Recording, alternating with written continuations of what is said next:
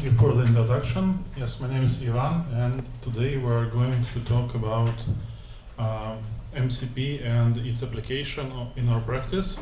So today's talk, as it's supposed to be an introduction, being a level talk, it will consist of start from the very beginning, from the introduction, what's MCP and why it's important. Then we'll move into our practical story of implementing an MCP server for our product and our story. And finally, we'll summarize with lessons learned during this project. Let's jump into it. So first of all, what's MCP? Like to get started, it's one of the fastest growing protocols of this year. So it's not even 1 year old yet, but it got 60,000 GitHub stars for the repository with its reference implementation. And it's not perfect metric, but it correlates with the hype about open source technology usually quite well. And when I was preparing this talk, I noticed that Python itself also have around 60,000 GitHub stars, but it took Python, like Blue's Python and Redis MCP, like an order of magnitude more time to get there. Now let's talk about what it actually means. So there are multiple angles you can use to explain what it is. One of them is basically the standard for integrating large language models with external systems and the world in general. Another way to look at it is it's a way to implement third-party tools that give extra context for large language models to provide better answer without hallucinations and with your specific domain knowledge, whatever it is. And the third definition I borrowed from the official MCP documentation, which makes this analogy that MCP for AI application is similar to USB-C ports for like hardware and computers and so on. So because any device that can have USB port can have any accessory supporting USB-C plugged in. Similarly, MCP allows any AI application that supports MCP to use any MCP tools out there without any modification. The standard also covers a couple more things besides tools, but for the purposes of this talk, they are out of scope and won't be covered. So MCP hasn't appeared from scratch. It's actually an evolution of older features, which is kind of ancient. It's like 2 years old in AI terms. It's like almost outdated, but actually it's evolving. So it's called tools calling, and it allows AI-powered applications. And in this and following slides for AI application, I mean any kind of application, starting with this kind of web-based chatbots we see more and more often nowadays, to desktop applications like AI-powered IDEs, to AI agents running in the background. Any of applications can leverage these kind of approaches. So here, the application provides not only the prompt to the large language model, but also a bunch of tools that large language models can choose to use in order to provide better answer to the prompt, whatever it is. And if the model is not sure that it knows enough to give a good answer, instead of actually answering, it can say like, hey, like, let's call this tool you said you can run for me with these specific arguments. And initially, like the early examples of this would be like web search, like please go search for me, like with regular web search, some information, or maybe some APIs like weather APIs, like ticket flights, pricing, stuff like this. And then application has these tools hard-coded into its like executable, and it executes this tool with arguments that LM came up with, and repeats the prompt with this extra context it got by calling this tool. And this process can continue multiple times until finally large language model is happy with the information it has at hand, and it's ready to provide the final response to the prompt with all available information in proper format. So if we zoom out a bit, MCP is a protocol that allows the application kind of outsources the tools implementation to external server. And because it's standardized, basically it becomes like this. Once you implement MCP server for your product, any application start to be able to using your product natively. And the same for application. You don't have to implement all the tools for all different integrations you might have. You just have to support the protocol and allow like users to plug in extra servers if it's necessary for your use case. This kind of allows to come up with proper combination for your use case just by combining the right set of building blocks, which most of them are already available. So if we zoom back into the MCP side of things, we still have the tools calling happening on the right. MCP protocol goes like this. So first of all, even before the work gets started, the application usually first calls a meta saying, hey, like what tools do you have? And the MCP server responds like, I have tools that does something. And then in the tools calling process we've looked at before, when the large language model responds that, hey, let's tool call tool named X.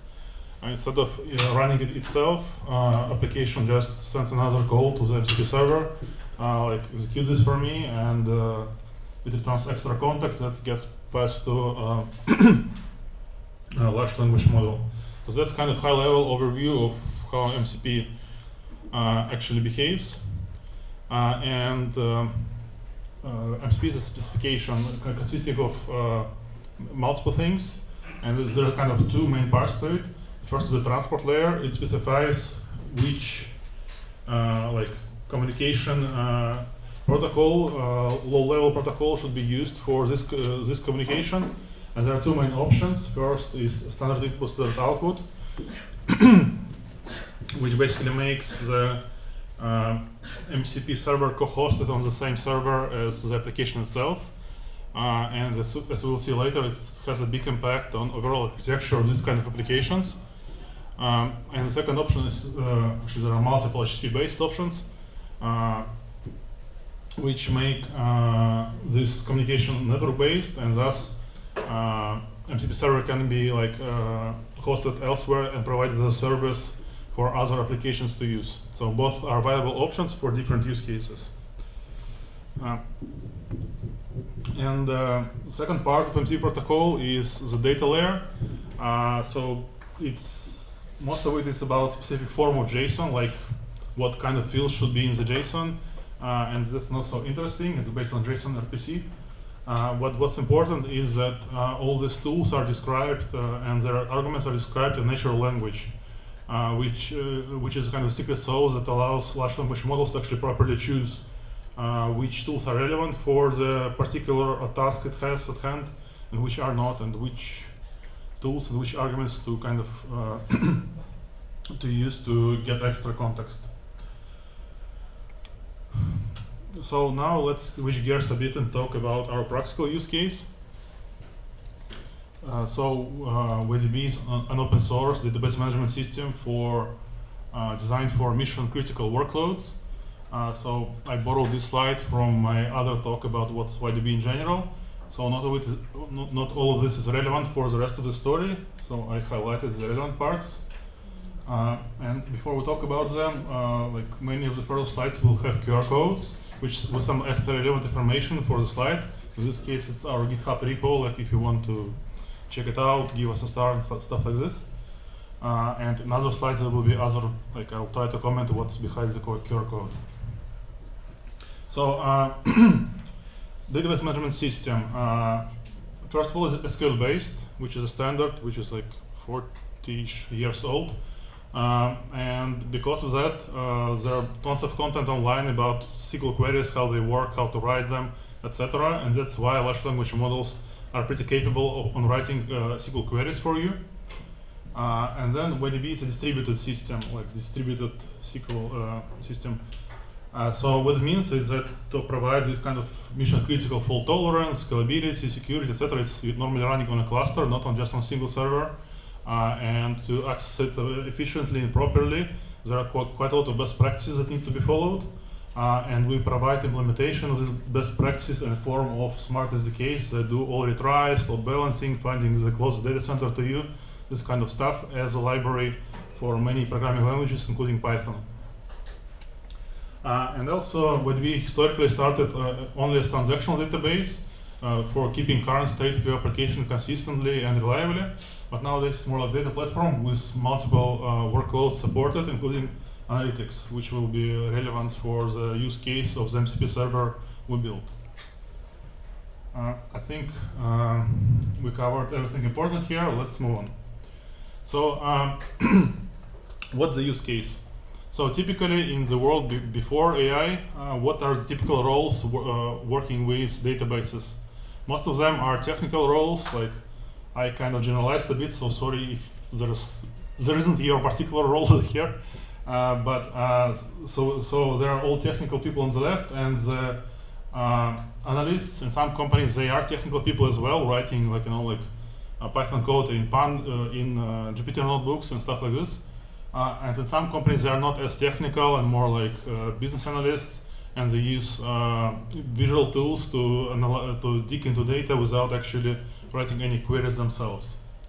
So, and what we wanted to expand is the kind of use cases, the audience of people who could access data of the company directly. So basically, if we leverage modern LLMs, we can expand this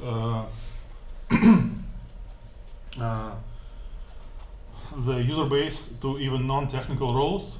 So first of all, analysts, especially those that are not as technical, can use natural language to dig into their data and figure out what's important there. And even if you are a technical analyst or data scientist, it's still like if you're doing early exploratory stages, it's easier to do it in natural languages before you start writing code for production dashboards and pipelines.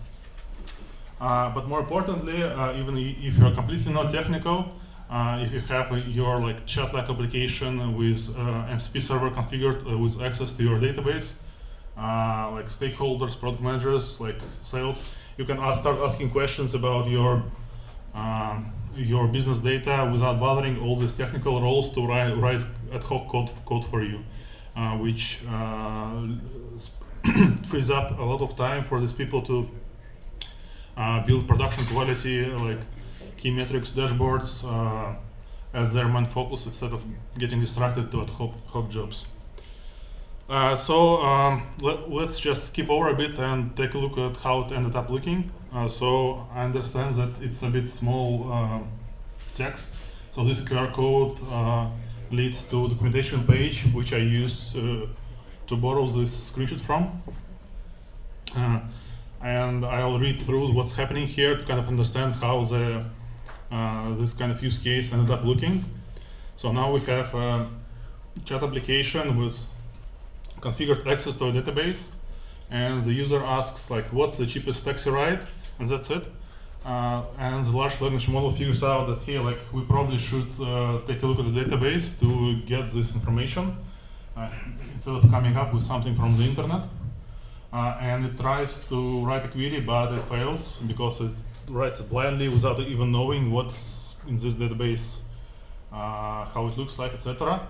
So now instead of trying to run a query, it uses different tools to list tables, finds their schema, so it finds a table named taxi rides, then finds its schema, and now it can write a correct query to actually get this data that would give you answer for this question. So it writes a SQL query, but then it also notices that there is something wrong with the data. So here it notices that some prices are negative, which shouldn't be correct, and decides to filter them out, thinking that it's some incorrect import or maybe some special values that are not relevant for this question. So and finally it writes a final query that actually gives the proper answer. And I expanded it, but you could have skipped it and just reread this human-readable explanation. Hey, it's like trip happened on this date. It took like 25 seconds. Probably it's minimal fare for this taxi provider that was used in this data set.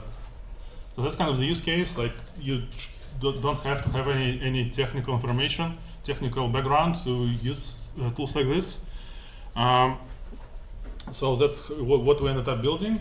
And now let's take a look at the middle, how we actually ended up here.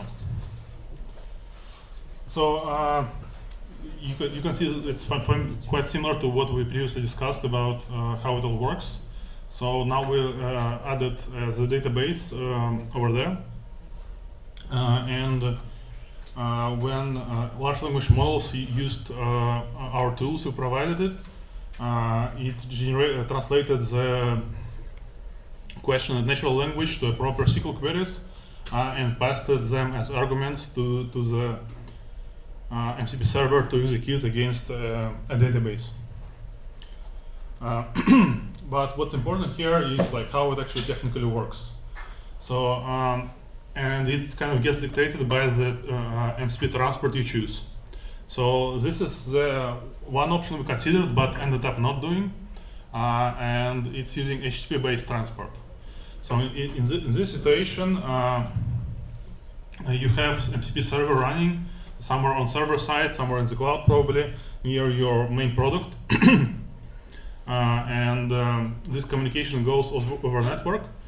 But in this case, your MCP server code don't have access to user environment. So for example, if you want to use smart SDKs like we did with all the retries, finding closest node, this kind of stuff, maybe authentication using like some local files with tokens, or like if it's in the cloud, you can use VM metadata service that cloud service providers often have. All this won't be available if it's just generic HTTP communication. So in some cases it's fine, especially it's fine if you already do some HTTP endpoints, so you already expose some API, and you can just, so basically, if you ended up doing this, likely you'll want to kind of merge your main product with this MCP server and just expose a few more endpoints that conform to this specification to follow these JSON forms sent over HTTP. So that's a valuable option if you already have simple clients, HTTP-based clients. But for database, we ended up going the other route, which is shown here. So basically, instead of using HTTP, we're now using standard input, standard output. And even though MCP server is called server, now it's running on client side, which is somewhat confusing, but what it allows you to do is to have access to client server from your Python, from your MCP server code, and you can reuse any libraries you need to that will implement the proper ways to use your product. So in our case, like all authentication options, all like this routing was already available, and that's kind of what we ended up choosing. Now let's talk about why Python is great for implementing MCP servers. So first of all, in all these kind of setups, the large language models are so much slower than everything else, so it's not really important to care about writing this in C++ or Rust or something like this. So, and because Python is one of the most common programming languages, likely whatever you're building already has SDKs to use it from Python. It was true in our case, and I think if you're building your own MCP server, it will likely be true in yours as well. So if your tools have some extra business logic baked in, also like super easy to implement without too much hassle. And Python also often pre-installed on systems, which also helps. And finally, there are quite a few great tools in Python ecosystem, and I want to highlight a few of them in the next few slides. So first of all, there's a bunch of SDKs for writing MCP servers in Python, and the simplest way even fit on the single slide, which is a good sign usually because often it gets longer, and the QR code goes to the official repo of this SDK, I think. And second thing is UV and UVX. So how many of you use UV and UVX? Oh, quite a few, like 20%. Yeah, so what it allows you to do is to skip all this virtual environment as a setup, keep installing stuff. So what you do is, so this JSON is a configuration many AI applications use. So Cursor IDE uses, Cloud Desktop does something similar. So it's quite common way to configure MCP servers for AI applications supporting generic MCP servers. And how it goes is that you run UVX. You need to install UVX to do this work, but that's it. After this, you can use any UVX-based MCP servers. So then the second argument, the first argument after a common name is YDB MCP, which is a package name from PyPy. And what it does, it installs this package in a virtual environment, figures out like how all the dependencies and stuff like this. And then like the real arguments of this application start. In our case, it was the endpoint of database, some basic authentication options and stuff like this. And the QR code goes to UV and UVX project page. There were different predecessors to this UV and UVX, but there are some performance issues, and this one is pretty fast. And to wrap things up, let's go over our lessons learned.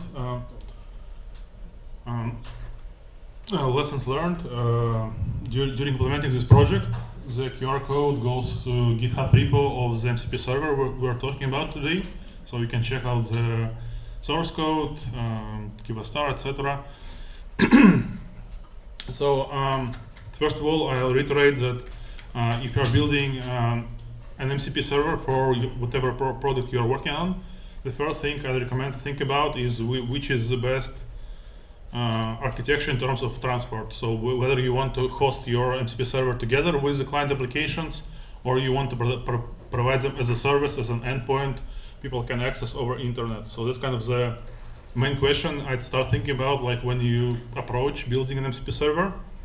Then if you end up choosing standard input, standard SNDO MCP servers, like that are running locally together with AI applications, don't use asynchronous code to write it. So we did it still just to test like how our own SDKs are easy to use from asynchronous applications, and it ended up being way too much complicated than they should have been. So like it was nowhere close to that Hello World example I showed earlier. So like if you ended up doing local MCP, don't do asynchronous code, because it's one-to-one interaction between application instance and your MCP server instance, and there is not enough concurrency happening to justify having asynchronous code in your MCP server. Then if you really want to build a new MCP server for your product, likely there is an open source MCP server that does something similar to another similar product.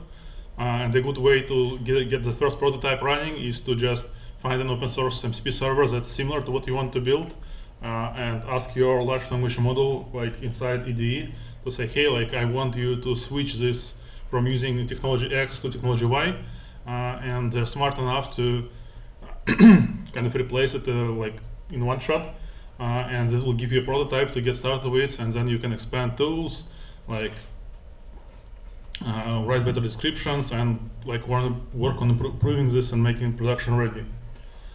And finally, if you want to test your MCP server, like what we found is that actually testing end-to-end from, well, let's start from the other side.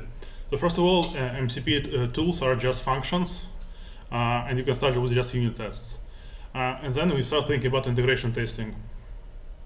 So what we found useful is that it's helpful to test the kind of this border between your main product we are working with and your MCP server.